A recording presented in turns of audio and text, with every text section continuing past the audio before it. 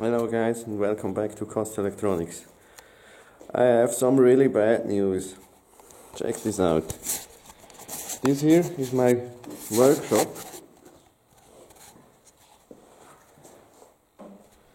With all the tools I need, everything is fine.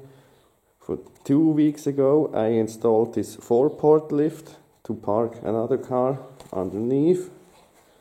I installed this my part store here. It's a beautiful room, but somebody bought this house and my workshop too, and I have to go out here. You can imagine how sad I am now, and I cannot find any other room for now. So I don't know how it goes after this year. I can stay here until the end of the year, and then I have no idea what I should do. Damn.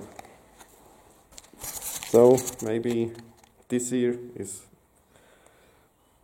my last working room. I really don't hope so. I hope I can find one, but for now I have no idea. Thanks for watching. Bye bye.